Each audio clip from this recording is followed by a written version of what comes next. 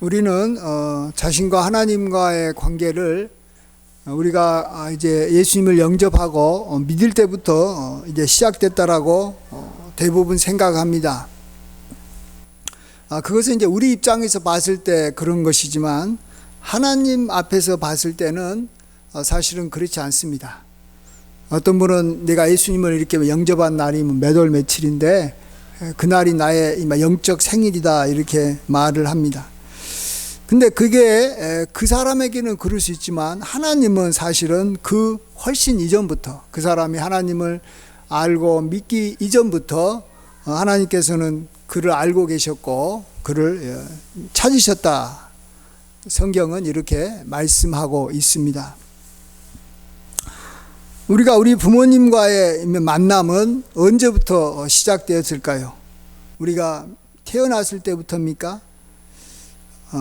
아니면 갓난아이가 자기 어머니의 품에 안길 때 시작된 겁니까?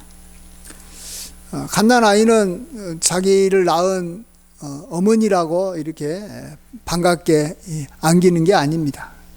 그 사람이 이렇게 간호사라도 자기가 이렇게 안겨서 그의 보호를 이렇게 받는 것입니다.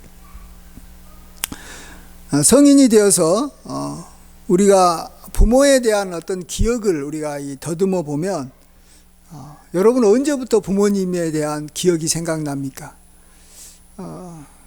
대부분 다 이 초등학교 이전에는 기억이 안 납니다. 초등학교 이전에는 부모님하고 아주 큰 사고가 나거나 어떤 특별한 일이 생기지 않는 이상 기억은 안 나고 초등학교 이제부터 조금씩 부모님에 대한 기억이 아주 생생하게 다가오는 것이죠. 이제 과거는 이제 단지 이렇게 사진을 통해서 어렸을 때는 사진을 통해서 잠깐 이렇게 이랬었구나라고 대충 짐작을 합니다. 그렇지만은 그게 자기에게는 이렇게 마음으로는 다가오지 않습니다. 그 후에도 부모님과도 함께 살지만 부모님에 대한 인식, 또 부모님에 대한 고마움, 부모님에 대한 사랑 이런 것들은 아주 후에 생기는 것입니다. 일종의 부모님과의 인격적인 만남이 있어야 됩니다. 아주 빠른 자녀는 이제 여기 사춘기 이후에 생기기도 하고 또 어떤 자녀는 자신이 아이를 이제 결혼해서 낳고 그때부터 부모의 사랑이 느껴지기도 합니다. 그래서 굉장히 이렇게 늦습니다. 사실은 부모에 대한 어떤 생각이나 인식이 늦습니다. 하지만 부모는 다릅니다. 부모는 아이에 대해서 가장 많이 생각이 나고 가장 많이 그런 마음속에 이렇게 기억이 되는 것은 아이가 태어났을 때, 낳아서 태어나기 전에 자기의 이 뱃속에서 잉태되었을 때, 나아가서 아이가 이제 태어나서 이제 아장아장 걸을 때, 이제 첫 발을 디딜 때, 또 아이가 뭔가 이렇게 아파서 이렇게 이렇게 병원에 급하게 갔을 때, 이럴 때 그때가 가장 많이 자녀에 대해서 기억이 나고 추억거리로 남는 것입니다.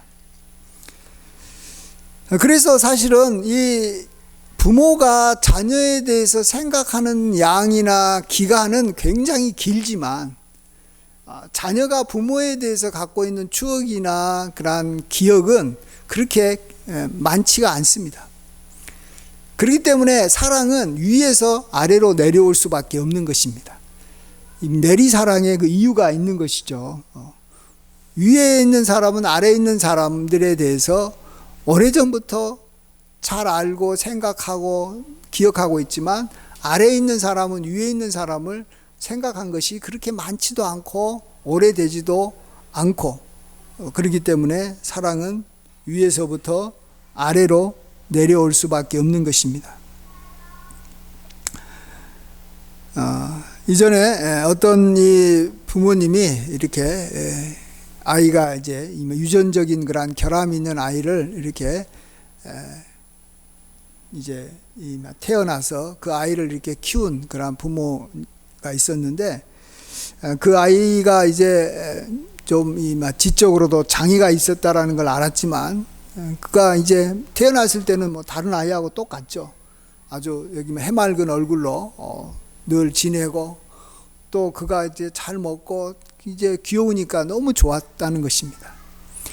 근데 이제 그가 이제 초등학교 갈 때부터는 이제 그가 말을 하는 것이나 또 뭐 이렇게 이 사람들과의 어떤 그 관계에서 좀 어려움을 많이 겪을 수밖에 없잖아요. 이제 그때부터는 이제 아이가 다른 아이하고 우리 아이가 다른 아이하고 좀 차이가 많이 나는구나 하는 것을 이제 실감하게 됐고, 그때부터 아이가 이제 좀 다른 아이하고 다르니까 너무 막 이렇게 힘들었다라는 것이죠. 힘들 수밖에 없죠. 갑자기 이렇게 막 돌발 행동도 하고 소리도 막 지르고 이러니까 늘 아이에게 이제 이렇게 매여서 사는 것입니다. 그러다가 이제 아이가 이제 자라고 이제 커서 한 20대 중반쯤 돼서 빨리 이 세상을 떠났습니다. 그때 이 장례식장에서 많은 사람들은 그 부모를 보고 참 그동안에 수고를 많이 했다 하셨다. 이제 하나님 품에 이 아이가 이 자녀가 이제 안겼으니까 이제 하나님께 맡기고 좀 이제 편히 좀 쉬울 수 있게 됐다 이렇게 말하면서 위로를 했습니다. 그때 부모가 이렇게 말하는 것을 들었습니다. 나는 그렇지 않다라는 거죠. 이 아이가 자기에게 어렸을 때 자기에게 주었던 그러한 기쁨과 아름다운 추억이 있었기 때문에 그 이후에 그 어떤 어려움이 그렇게 자기한테는 크게 어려움으로 다가오지 않았다, 이런 말을 했습니다. 부모는 사실 자녀가 이렇게 잘 자라면 뭐 그것이 그 자녀에게 좋기 때문에 그걸 좋아하지만, 사실 그렇지 않아도 자녀에 대해서 어릴 적부터 갖고 있었던 그러한 그 사랑이 있었기 때문에, 어릴 적에 갖고 있었던 그 사랑으로 그 나머지 시간들을 충분히 살아갈, 그 자녀를 사랑할 수 있는 것입니다. 어느 시골의 한 가정에 이 딸이 가출을 했습니다. 그래서 밖에 나가서 아주 자기 마음대로 살았습니다.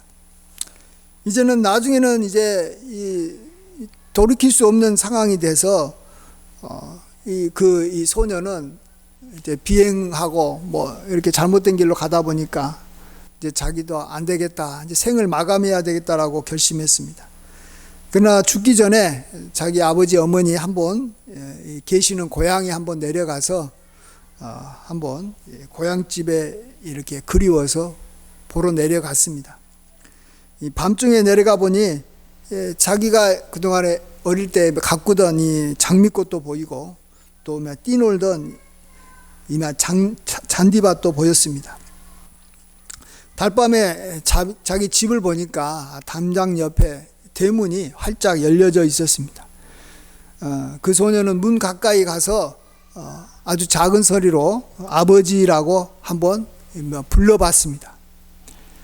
그러자 아버지가 벌떡 일어나서 뛰어왔습니다. 그러면서 너가 어디 있다가 지금 왔느냐? 내가 집을 나간 뒤에 이 대문을 닫아보지 못했다. 언젠가는 너가 돌아오기를 기다리고 있었단다. 이렇게 말하는 것이죠. 그러니까 혹시 밤중에라도 딸이 돌아올 것 같아서 이렇게 깊이 잠들지 않고 있었던 아버지 귀에 아주 작은 목소리지만 그 소리가 들려서 이렇게 뛰어나와서 그 딸을 맞이했다라는 이야기입니다. 그렇습니다. 부모가 자녀를 사랑하는 것은 사실은 하루아침에 만들어진 것이 아닙니다. 그가 지금 잘하고 이렇게 지금 뭐 못하고에 따라서 뭐 이렇게 왔다 갔다 하는 그런 사랑이 아니라는 것입니다. 아주 오랜 기간 이 히스토리가 있는 그 오랜 기간 만들어진 사랑인 것입니다.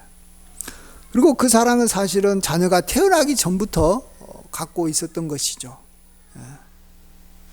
이 자녀를 자기가 사랑하는 배우자와의 사랑의 열매로 그 자녀를 보기도 하고, 어쨌든 자기 눈에 보이지 않을 때도 항상 그의 마음에 있기 때문에 굉장히 오랜 동안 그의 사랑이 이렇게 자라고 이렇게 커진 것입니다. 이러한 부모의 사랑을 우리가 생각하면서 우리는 다시 한번 하나님 아버지의 사랑을 생각해 봐야 됩니다.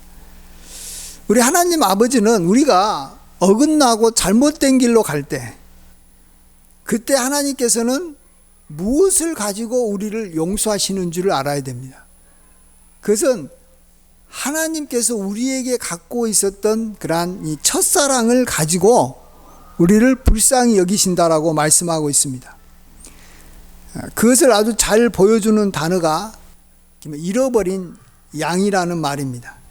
우리가 죄를 지었을 때 잘못된 길로 가면 그를 향해서 잃어버린 양이다라고 말합니다. 근데 이 잃어버린 양이라는 그 단어 속에는 뭐가 포함되어 있냐 그러면, 아주 오래전부터 나는 그 양에 대해서 나는 애착을 갖고 애정을 갖고 그 양을 소유하고 있었다. 그 양은 내 거였다라는 것이죠. 근데 지금은 뭐 어떻게 됐든지 간에 그가 나갔든지 다른 사람이 뭐 이렇게 여기 훔쳐갔든지 그렇게 해서 잃어버렸다라는 것입니다. 그래서 잃어버렸다라는 것은 바로 이전에 그 양은, 또 그 사람은 정말로 내가 사랑하는, 오랫동안 사랑하는 그러한 나의 소유물이었다, 내 것이었다라는 것이 들어가 있습니다. 그래서 주님은 잃어버린 것에 대해서 굉장히 찾는데 열심을 갖는다라는 거예요. 자기 것이었기 때문에. 그래서 우리가 너무나도 잘 아는 그러한 비유가 누가복음 15장에 있잖아요. 잃어버린 양을 찾는 목자, 잃어버린 양을 찾는 목자, 또 잃어버린 한 드라크마를 찾는 여인, 또 잃어버린 아들을 이렇게 찾는 아버지, 그 비유를 우리가 너무나도 잘 알고 있을 겁니다. 근데 예수님께서도 이런 것을 단지 이렇게 비유로만 말한 것이 아니라 실제 말도 했어요. 그리고 그렇게 이야기도 했습니다. 예수님께서 이 12제자를 이제 처음으로 세우고 그들을 이렇게 파송할 때 첫 번째 준 명령이 뭐였냐 그러면, 너희는 이방인의 길로도 가지 말고 사마리아인의 거울에도 들어가지 말고 오히려 이스라엘 집에 잃어버린 양에게로 가라, 이렇게 말합니다. 이방인에게 가서 복음 전하지 말고 사마리아인에게도 가지 말고 이스라엘의 잃어버린 양에게 가라, 이렇게 말합니다. 그리고 예수님도 자기 자신이 그렇게 하겠다라고 또 이야기합니다. 한 번은 시온 땅에 갔을 때, 이방인의 땅에 갔을 때 가나안 여인이 귀신 들린 그런 자기 딸을 데리고 와서 좀 고쳐달라고 할 때 예수님이 뭐라고 했습니까? 나는 이스라엘의 잃어버린 양 외에는 다른 데로 보내심을 받지 아니하였다, 이렇게 말합니다. 나는 이스라엘의 잃어버린 양을 찾으러 왔지, 나는 뭐 너 같은 이방인들 만나러 온 게 아니다라고 말한 거예요. 자, 근데 보세요. 근데 예수님이 지금 어디에 있어요? 이방인이 살고 있는 시돈 땅으로 가가지고, 그리고 난 다음에 귀신 들린 이 딸을 안 고쳐줬어요? 가서 고쳐주고 구원해줬다는 거예요. 그리고 또 예수님은 뭐 사마리아 사람이라고 이렇게 완전히 이렇게 무시했어요? 사마리아 지역에 안 갔어요? 우리가 잘 알들어 예수님은 고향으로 돌아가는 길에 사마리아 그 마을로 갔잖아요. 사마리아 이 수가성이라는 그곳에 들어가 가지고 우물가에서 물을 깃는 사마리아 여인을 만나서 이야기를 하다가 자기 자신이 정말로 그가 찾는 그런 그리스도라는 것도 이야기하고 여러 가지 이야기를 하고 난 다음에 이 여인이 자기의 비밀까지 아는 그런 예수님으로 인해서 깜짝 놀라서 다른 사람한테 내가 이렇게 남편이며 5이나 있었다라는 것도 이 남자가 나한테 알려줬다. 정말 놀라운 하나님의 사람 아니냐, 또 그리스도가 아니냐라고 이야기해서 그 사마리아 사람들이 또 예수님에게 다 몰려왔어요. 그때 예수님은 그 사마리아 사람들하고 같이 이틀을 머무르면서 그냥 계속 복음을 전하시고 자신을 알려가지고 그 사마리아 사람들이 다 나중에 예수님의 이야기를 직접 듣고 하나님을 믿고 하나님께로 돌아온 것을 보게 됩니다. 그래서 우리가 여기서 한번 좀 생각해 봐야 되는 것은 예수님은 왜 이스라엘의 잃어버린 양 외에는 내가 다른 곳으로 보내심을 받지 않았다라고 말은 그렇게 해놓고 실제 행동은 전혀 다른 것이에요. 그리고 나중에 예수님께서 부활하고 난 다음에 제자들한테 명령하기를 너는 예루살렘과 온 유대와 사마리아와 땅끝까지 이르러 내 증인이 되라 이렇게 명령하시고, 사실은 그 이후로는 유대인들보다는, 이스라엘 사람들보다는 우리 같은 이방인들에게 훨씬 더 많이 복음이 전파됐고, 교회의 중심은 유대인들이 아니고 나중에는 이방인들이 교회의 중심이 돼서 정말로 이전에 하나님의 그러한 이 백성들은 다 바깥으로 쫓겨나가고 대신 이렇게 이방 사람들이 하나님 나라의 백성이 된 것을 보게 됩니다. 자, 그럼에도 불구하고 왜 예수님은 나는 이스라엘의 잃어버린 양을 찾으러 왔다, 나는 잃어버린 양을 찾으러 왔다, 이 말을 왜 했을까 생각을 해보면, 잃어버린 양에 대한 그 잃어버린 양을 찾는 하나님의 열심을 이스라엘 사람들을 통해서, 유대인들을 통해서 알 수 있기 때문에 그런 거예요. 하나님께서는 이 아주 오래전에 아브라함을 불러가지고 그 아브라함의 후손인 이스라엘, 유대인들을 어떻게 이끌어 왔는지 우리가 다 안다라는 거예요. 그러한 이 역사를 성경을 통해서 알고 우리가 이야기를 들어서 아는 거예요. 그래서 하나님은 잃어버린 양을 얼마나 찾고 찾는 분이시다라는 것을 다 우리가 아는데, 그것이 그러한 열심이 계속해서 있다라는 거예요. 옛날에만 있는 게 아니라 지금도, 예수님 때도 나는 이스라엘 잃어버린 양을 찾고자 하는 열심을 하나님은 갖고 있다라는 것입니다. 자, 이것은 뭘 의미하냐 그러면, 하나님은 이스라엘 사람들만 찾는 분이 아니고 하나님은 우리 같은 이방인들도 다 똑같이 하나님 눈에는 잃어버린 양이었다라는 것입니다.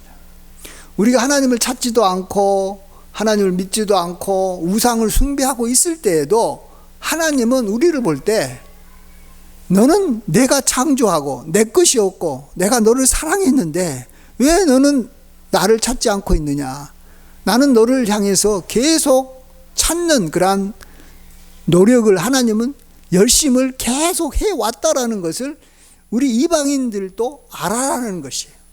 근데 그러한 열심을 알 수 있는 길이 뭐예요? 나는 하나님을 모르고 있었고 하나님을 찾지도 않았기 때문에 나는 모르지만, 이스라엘 백성들을 향한 하나님의 그러한 여기 열심, 그들이 죄짓고 자꾸 딴 데로 가도 그 이스라엘을 향해서 다시 손을 내밀고 또 긍휼을 베풀어주고 다시 용서하고 하는 하나님의 모습을 볼 때, 그 하나님이 바로 나를 향해서도 똑같은 모습을 갖고 있었다라는 것을 알아라는 것입니다. 하나님을 알 수 있는 그러한 길이 이스라엘 사람들과 하나님과의 관계를 통해서 우리가 알 수 있는 것입니다. 그런 면에서 우리는 하나님이 이스라엘을 향해서 어떠한 마음을 갖고 있었는지를 잘 알 때, 나를 향해서도 하나님께서 어떠한 사랑으로 보고 있는지를 우리가 알고 그것을 내 것으로 만들어야 됩니다. 하나님은 이스라엘이 범죄하고 죄 지을 때 그들을 이렇게 용서하고 불쌍히 여기는 근거가 두 가지가 있는데, 하나는 자신이 아브라함과 언약을 맺었기 때문에 그렇다라는 것이에요. 내가 너의 후손들을 지켜주려고 약속했다라는 거예요. 그래서 아브라함의 후손들이 범죄했을 때 하나님께서 그들을 용서하고 지켜주고 계속 생육하고 번성하도록 하나님께서 그들을 돕는다라는 거예요. 이스라엘 백성 그 자체가 뭐 회개하고 뭐 나중에 하나님 앞에 돌아오고 그래서만이 아니고 아브라함과 언약 때문에 그렇다라는 것입니다. 나아가서 하나님께서는 또 특별한 걸 하나 더 이야기했는데, 그 애굽에서 출애굽한 다음에 나온 다음에 광야에서 이스라엘 백성들하고 같이 40년 동안 같이 이렇게 지냈지 않습니까? 하나님께서는 그때 기간을 그 신혼의 그러한 기간으로 이야기한다라는, 신혼의 그러한 사랑의 기간으로 이야기한다라는 것입니다. 또 결혼하기 전에 연애했던 그 기간, 아주 연애할 때는 얼마나 상대방한테 이렇게 막 성실하게 상대방 마음에 들려고 얼마나 많이 노력합니까? 그런 모습으로 이스라엘을 봤다라는 것입니다. 근데 솔직히 보시면 광야에서 40년 동안에 이스라엘 백성들이 왜 그렇게 막 방황하고 막 그랬어요? 하나님 말 안 듣고 하나님 안 믿고 애굽으로 자꾸 돌아가려고 하기 때문에 그들이 광야에서 지냈지만, 하나님께서 그들과 함께 지냈던 이 40년간 그들을 먹이고 입히고 그들을 기다리면서 지냈던 그 기간이 하나님은 자신과 이스라엘 백성들의 그 첫사랑의 기간으로 보신다라는 거예요. 첫사랑의 기간으로. 예. 우리도 참 이전에 뭐 저기 막 지지고 볶고 막 하면서 서로 싸우고 뭐 서로 막 지냈던 그런 기간들, 사람들하고 있었을 때 이게 가족들하고도 있었고 친구들하고 있었는데, 나중에 시간이 다 지나게 되면 어떻게 봅니까? 참 그때를 굉장히 아름답게 봅니다. 아, 그때 참 좋았었다. 근데 실질적으로 그때 좋았냐? 그거 아니요. 그때 막 힘들었어요. 막 굉장히 고통스러웠어요. 근데 세월이 지나게 되면 그때가 그리운 거예요. 그때가 아름다운 거예요. 하나님이 그렇게 하나님도 보시. 저 어제 이제 김상원 목사님 이제 어느 한 교회 입당 예배가 있어서 그곳에 가서 김상원 목사님 이 설교를 들었는데, 자신이 이렇게 이야기한 거예요. 자기는 지금 명성교회에서 지금 이 갖고 있는 어떤 즐거움이나 기쁨이나 이런 것보다는 자기가 이전에 자기 고향에서 전도사 시절을 한 동안에서 그 성도들하고 같이 지냈던 그 시절, 또 여기 근처 여기 미사리에서 10년 동안 여기 해양교회를 담임하면서 막 많은 갈등이 있었고 어려움이 있었지만, 그때 그 기간이 자기한테는 너무 소중하고 아름답다라는 거예요. 그때가 참 좋다라는 거예요. 한편은 이해가 되면서도 이해가 안 되는데, 여러분 이게 오랜 세월이 지나게 되면 그냥 그렇게 생각이 되는 거예요. 또 그렇게 생각을 해야 되는 거예요. 명성교회처럼 막 부흥하고 막 잘 되고 막 하나님의 막 역사와 기적이 일어났을 때가 자기가 좋은 게 아니고, 이전에 자기가 참 힘들고 못 먹고 못 입고 참 한 사람 한 사람 이렇게 돌보면서 같이 이렇게 희노애락을 했던 그 시절이 그때가 좋았고 감사했다라는 겁니다. 그리고 또 실질적으로 그렇게 정말 여기고 있어요. 예. 그렇게 여기는 사람이 있고 그렇게 여기지 않는 사람도 있는데, 그렇게 여기는 과거에 어쨌든 벌어졌던 많은 일들을 아름다운 추억으로 생각하고 그걸 귀하게 여기는 것이 하나님이 기뻐하는 사람들의 생각이고, 그것이 바로 하나님의 마음이다라는 걸 아셔야 돼요. 예. 그래서 우리가 지금 하나님의 사랑을 많이 받고 있는데, 그 하나님의 사랑을 많이 받고 있는 게, 하나님의 사랑을 한 이만하다 본다면 한 아주 작은 부분이, 내가 하나님 앞에 예배 잘 드리고 내가 하나님 앞에 기도 많이 하고 하나님 앞에 뭐 이렇게 사랑한다라고 고백하고 하나님의 일을 해서 내가 받는 사랑은 한 요 정도밖에 안 된다면, 이전에 하나님께서, 내가 하나님을 알지도 못했을 때부터 하나님께서 나를 향해서 갖고 있었던 그러한 오래된 그러한 추억, 나에 대한 하나님의 그러한 그 오래된 애정으로 인해서, 그것 때문에 나를 사랑하는 것이 훨씬 더 많은 비중을 차지하고 있다는 걸 알아야 되는 것입니다. 네. 그래서 우리는 자꾸 착각하지 마세요. 내가 하나님 앞에 이렇게 하고 저렇게 하고 잘한 것 때문에 하나님이 나를 사랑하고, 이런 일을 잘못하고 저런 일을 잘못했기 때문에 하나님께서 나를 덜 사랑하겠구나, 이렇게 생각하는 것은 자기 착각이고 자기 생각인 것 뿐이에요. 예. 그것도 어느 정도 영향을 미치지만 그것보다는 하나님께서는 그 옛날부터 우리를 향해서 갖고 있는 하나님의 사랑이 있었기 때문에 그런 겁니다. 그러면 그 사랑이 뭐냐? 이스라엘 백성들을 하나님은 왜 사랑했냐? 아브라함의 후손이기 때문에 사랑한 거예요. 다른 이유가 아니에요. 하나님의 백성이로 하나님께서 여기고 아브라함의 후손이기 때문에 그런 거예요. 자, 우리도 마찬가지. 우리도 하나님께서 왜 사랑하느냐? 우리도 하나님은 뭐라고 말씀하시냐면 우리가 그리스도의 것이면, 그리스도에 속한 것이면 우리도 역시 아브라함의 후손이고 그의 유업을 이을 자다라고 분명히 이야기하고 있습니다. 그래서 하나님이 나를 사랑한다면 아브라함에게 주신 언약 때문에 나에게 하늘의 별과 같고 바닷가의 모래와 같이 풍성하게 번성하면서 하나님께서 이렇게 잘 되도록 축복하시고 나를 지켜주신다라는 것을 우리가 알아야 됩니다. 그 다음에 저와 여러분을 하나님이 왜 사랑하는지 아시죠? 그건 예수님 때문에 사랑하는 거예요. 예수님 때문에. 지금부터 2000년 전에 예수님이 저와 우리를 사랑해서 우리를 구원하려고 이 땅에 오셔서 우리 죄를 대속하시고자 십자가에 죽으신 거예요. 하나님은 그것을 기억하시고 그것을 아시고 하나님 아버지는 우리의 죄를 용서해 주신 거예요. 그리고 우리가 어려움이 있을 때마다 그 십자가에서 돌아가신 예수님을 생각하면서 우리를 보호하시고 지켜주신다라는 것입니다. 그렇기 때문에 지금 내가 하나님 앞에서 뭘 하고 뭘 안 하고에 따라서 하나님의 사랑이 줄어들었다가 늘어났다가 그런 것이 절대 아니고, 물론 그런 것들은 어느 정도 있지만 그게 차지하는 비중이 숫자로 표현하기는 뭐하지만 한 5% 3%밖에 안 된다면 나머지 한 95% 97%는 이미 변하지 않는 걸로 이미 확정이 돼 있다니까요. 예수님 때문에 내가 하나님의 사랑을 풍성히 받을 수밖에 없는 존재로 이미 결정이 된 거예요.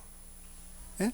우리 그것을 믿고 그 사랑 안에 거해야 되는 줄 믿습니다. 아멘. 네. 그게 아까 제가 말씀드렸지만 부모가 자녀를 사랑하는 그 사랑은 지금 자녀가 어떻게 생활하느냐에 따라서 이렇게 왔다 갔다 하는 것이 한 5%나 한 3%밖에 안 된다면 나머지 것들은 이미 다 이전에 다 오랜 기간 동안에 형성된 것 때문에 자녀를 사랑하는 거예요. 그래서 우리가 이걸 하니까 나를 좋아하고 이걸 안 하니까 나를 싫어하겠다. 물론 그렇지만 그것이 거의 영향을 안 미칩니다. 그래서 우리가 그런 이유 때문에 우리가 하나님의 사랑을 무조건적인 사랑이다. 부모님의 사랑을 무조건적인 사랑이다. 조건 없이 사랑했다라는 거 말합니다. 그 이유가 뭔지를 알아야 되는 거예요. 아시겠어요? 그 이유가 아주 오래전부터 하나님은 우리를 향해서 그 애정과 사랑을 오랫동안 쌓아왔다라는 것이고, 우리를 사랑하는 근거를 우리에게서 찾지 않아요. 예수님에게서 찾는 거예요. 아브라함에게서 찾는 거예요. 우리가 예수님 앞에서 충성됐기 때문에 우리를 사랑하는 것은 아주 적은 거예요. 그것이 물론 우리를 사랑하는데 전혀 영향을 안 미칠 수는 없죠. 우리가 충성되게 하면 우리를 사랑하겠죠. 그러나 그것은 아주 적은 거예요. 적은 거. 오늘 본문만 잠깐 이야기하고 마칩니다. 오늘 본문은 다른 건 아니고 오늘 본문은 시편 119편의 마지막 절입니다. 176절. 근데 이 119편은 한 절 한 절이 다 의미가 있어요. 그래서 179절이 179개의 그러한 주제를 가지고 다 있는데 마지막 구절이라는 거예요. 마지막으로 이렇게 우리에게 알려주시는 하나님의 교훈, 179번째 교훈이 오늘 176번째 교훈이 오늘 본문이에요. 119편 176절. 거기에서 뭐라고 말하고 있어요? 한번 성경을 아까 펴놓은 거 있으면 같이 다시 한번 읽어보겠습니다. 시작. 이른 양같이 내가 방황하오니 주의 종을 찾으소서. 내가 주의 계명들을 잊지 아니함이니이다. 예. 이것이 마지막 구절에 정말로 우리에게 마지막까지 이렇게 꼭 가르쳐 주시고자 하는 하나님의 말씀인지라고 생각합니다. 뭘 가르쳐 주냐? 우리는 잃은 양이다라는, 잃은 양. 우리 성도들은 하나님 앞에서 잃은 양이다라는 거예요. 잃은 양. 예. 훌륭한 양이 아니고, 건강한 양이 아니고, 주님을 잘 따라가는 양이 아니고, 주님 앞에서 우리의 아이덴티, 우리의 정체감은 잃은 양이다라는. 근데 이 잃은 양이다라는 것은 사실은 지금 현재나 미래를 말하는 것은 아니고, 사실은 과거를 돌이켜 바라는 것입니다. 잃은 양이라는 말 속에는 뭐가 있습니까? 이전에는 하나님의 것이었다라는 거예요. 우리는 뭔가를 잃어버렸다고 했을 때 내 것을 잃어버린 것이 잃어버린 것이지, 다른 사람이 뭐 잊어버리는 것은 잃어버렸다는 말 안 하는 것입니다. 특별히 내가 아주 애정을 가지고 사랑했던 것, 그리고 정말 그걸 오랫동안 가지고 귀하게 여겼던 그러한 뭐 금덩어리, 뭐 어마어마한 뭐 나의 뭐 무슨 재산, 뭐 내가 갖고 있었던 뭐 소유, 뭐 땅덩어리, 뭐 100억, 막 이런 것을 내가 잃어버렸을 때는 이건 굉장한 충격이 오는 것입니다. 내가 하나님 앞에서 잃어버린 양이었다라는 것이 하나님 앞에서는 그렇게 귀하다는 것을 좀 아셔야 된다는 뜻이에요, 이게. 그러면은 하나님은 잃어버린 양을 찾으려고 어마어마한 노력을 할 수밖에 없다라는 것을 아셔야 됩니다. 네? 내 것을, 가장 소중한 것을 잃어버렸을 때 다 우리는 그걸 찾으려고 합니다. 한 드라크마 잃어버릴 때 그 여인이 막 방을 쓸면서까지 그 동전을 찾으려고 하는 거예요. 아들을 잃어버렸다. 그러면 이제 모든 관심과 모든 것은 잃어버린 아들을 찾는 데 가 있는 거예요. 예? 여러분이 정말로 내가 잃어버린 양이라고 생각하는 순간에 하나님의 모든 관심과 모든 사랑은 나한테 집결되는 거예요. 참 아이러니하죠? 나 하나님 옆에서 나는 참 충성스러운 아들로서 아버지 일을 내가 참 열심히 했던 그러한 나는 착한 아들입니다. 그것에 대해서 아버지가 더 관심을 가질 것 같은데, 아버지는 밖에 나가가지고 아버지의 재산을 다 탕진해버리고 허랑방탕하게 지냈던 아들에 대해서는 늘 관심을 갖고 있는 거예요. 아들이 언제 돌아올까? 늘 마음이 아버지에게 가 있는 거예요. 여러분이 내가 하나님으로부터 어떠한 사랑을 받고 있는지를 우리가 정확하게 알고 그 사랑을 누리려면, 자기가 뭔가를 한 것으로 인해서 하나님이 나를 사랑하겠다라고 생각한다면 그 사랑은 굉장히 불안한 사랑입니다. 왜? 내가 아버지 하나님 앞에 끝까지 충성하기 힘들거든요. 아버지를 향해서 우리가 뭘 얼마나 하겠습니까? 근데 그 얼마 되지도 않은 것 같고 막 그걸 가지고 붙잡고 그걸로 아버지의 사랑을 받으려고 한다? 굉장히 우리는 불안한 거예요. 사랑이 굉장히 뭔가 이렇게, 나를 향한 아버지의 사랑이 아주 크게 느껴지지 않는 겁니다. 그렇지만 하나님이 이전부터 나의 행위와 무관하게 나를 향해서 갖고 있었던 그 사랑이 뭘까를 알고 있어야 돼. 하나님은 나를 자기의 소유로 이전부터 여기고 있었어요.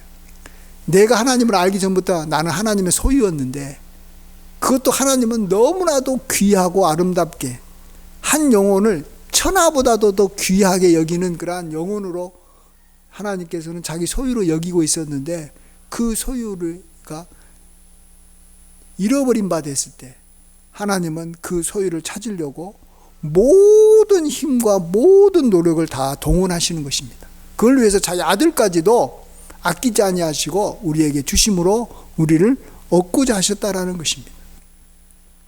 그 하나님의 사랑 안에 우리가 거해야 됩니다. 그러니까 그리스도 안에 있는 하나님의 사랑이 나를 향한 진정한 사랑인 것이지, 나하고 하나님하고 내가 하나님과 그동안에 같이 지내면서 경험해서 만드는 그러한 어떤 그걸 가지고 내가 하나님의 사랑을 이렇게 누리려고 하면 굉장히 그 사랑은 아주 적고 얇고 굉장히 위험합니다. 언제든지 그 사랑은 깨질 수 있는 것입니다. 네. 그래서 변치 않는 하나님의 사랑에 근거를 두고 또 어마어마하고 풍성한 하나님의 사랑에 근거를 두고 우리는 그 하나님의 사랑 안에 거해야 되는 줄 믿습니다. 네. 그래서 나는 잃어버린 양으로 하나님 방황하고 있습니다. 주의 종을 찾으소서. 내가 주의 계명들을 잊지 아니함이다. 이 말씀을 여러분이 한번 잘 묵상하시고 또 계속해서 나는 잃어버린 양이다라는 것이 그게 나한테 뭔가 이 나를 이렇게 좀 이렇게 비참하게 만드는 그런 것이 아니고 도리어 이것이 어마어마한 하나님의 사랑을 발견할 수 있는 그러한 그 계기가 되기를 주의 이름으로 간절히 축원드립니다. 아멘. 기도하겠습니다. 아버지 하나님, 우리는 하나님 앞에서 잃어버린 양입니다. 우리가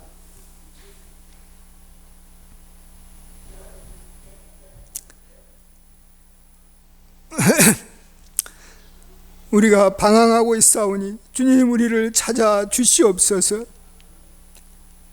우리가 옳은 행동과 바른 행동으로 하나님의 사랑을 얻고자 했던 것이 참 우리의 어리석은 생각이었음을 다시 한번 고백합니다.